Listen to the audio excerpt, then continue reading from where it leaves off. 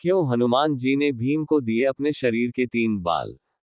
महाभारत की पौराणिक कहानियां हम बचपन से ही किताबों और टीवी सीरियलों में देखते आए हैं। लेकिन कुछ कथाएं ऐसी भी हैं जिन्हें आपने ना कभी पढ़ा होगा और ना ही सुना होगा। ये कथाएं अपने आप में अद्भुत हैं। आज इस पौराणिक कथा में हम आपको सुनाएंगे एक कहानी जब हनुमान जी ने भीम को अपने शरीर के 3 बाल दिए। जानिए क्यों। पांडवों ने श्री कृष्ण की मदद से कौरवों पर विजय प्राप्त कर ली थी। अब हस्तिनापुर का राज्य पांडवों के अधीन था। धर्मराज युधिष्ठिर राजा बने थे। न्याय और धर्म की प्रतिमूर्ति महाराज युधिष्ठिर के राज्य में सब कुशल मंगल था। समस्त हस्तिनापुर आनंदमय जीवन व्यतीत कर रहा था। कहीं कोई किसी प्रकार का दुख ना था।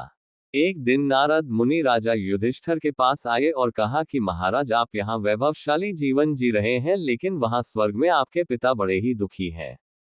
युधिष्ठिर ने नारद मुनि से पिता के दुखी होने का कारण पूछा तो उन्होंने बताया कि पांडु का सपना था कि वो राज्य में एक राजसूय यज्ञ कराए, लेकिन वो अपने जीवन काल में नहीं करा पाए, बस इसी बात से दुखी है।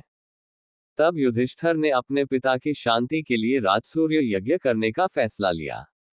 इस यज्ञ में वो ऋषि पुरुष मृगा को बुलाना चाहते थे। ऋषि पुरुष मृगा भगवान शिव के परम भक्त थे। उनका ऊपर का हिस्सा पुरुष का था और नीचे का हिस्सा मृगा हिरण का, इसलिए उनका नाम पुरुष मृगा था। युधिष्ठिर ने अपने छोटे भाई भीम को आज्ञा दी कि वह ऋषि पुरुष मृगा को ढूंढ कर लाए ताकि यज्ञ संपन्न हो सके। भीम भाई की आज्ञा पाकर ऋषि पुरुष मृगा को ढूंढने चल दिए। एक जंगल से गुजरते हुए भीम को पवन पुत्र हनुमान दिखाई दिए। चूंकि भीम भी पवन वायु के पुत्र थे तो इस नाते हनुमान और भीम दोनों भाई हुए। हनुमान जी ने अपने छोटे भाई भीम को अपने शरीर के 3 बाल दिए और कहा, ये बाल तुमको मुसीबत से बचाने में मदद करेंगे। काफी दूर भटकने के बाद भीम ने आखिर ऋषि पुरुष मृगा को ढूंढ ही लिया। वो उस समय भगवान शिव का ध्यान लगाए बैठे थे। भीम ने जब उन्हें राजसूय यज्ञ में चलने की बात कही तो वो तैयार हो गए, लेकिन उन्होंने भीम में सामने एक शर्त रखी। शर्त ये थी कि भीम को हस्तिनापुर ऋषि पुरुष मृगा से पहले पहुंचना था। अगर पुरुष मृगा भीम से पहले हस्तिनापुर पहुंच गए तो वे भीम को खा जाएंगे। अब चूंकि ऋषि पुरुष मृगा का निचला हिस्सा हिरण का था तो वे बहुत तेज दौड़ते थे। भीम ने साहस करके उनकी यह शर्त स्वीकार कर ली। भीम ने तुरंत तेजी से हस्तिनापुर की ओर दौड़ना शुरू कर दिया। भीम ने अचानक पीछे मुड़कर देखा तो पाया ऋषि पुरुष मृगा उनके बिल्कुल नजदीक आ चुके हैं।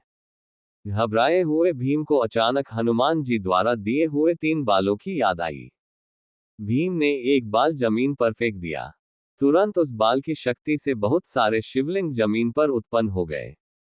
ऋषि पुरुष मृगा भगवान शिव के भक्त थे, इसलिए अब वो हर शिवलिंग को पूजते हुए आगे बढ़ रहे थे, जिससे उनकी चाल धीमी पड़ गई। अब थोड़ी देर बाद भीम ने फिर दूसरा बाल फेंका तो फिर से बहुत सारे शिवलिंग उत्पन्न हो गए।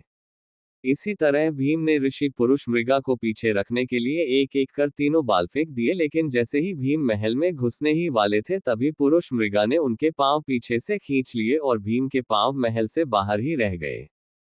अब पुरुष मृगा भीम को खाने के लिए जैसे ही आगे बढ़े तुरंत वहां राजा युधिष्ठिर और भगवान कृष्ण आ गए। तब ऋषि पुरुष मृगा ने युधिष्ठिर ने कहा कि अब आप ही न्याय करें।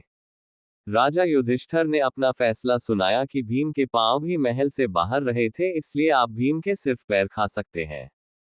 युधिष्ठिर के इस न्याय से पुरुष मृगा बेहद खुश हुए और उन्होंने भीम को जीवन दान दिया।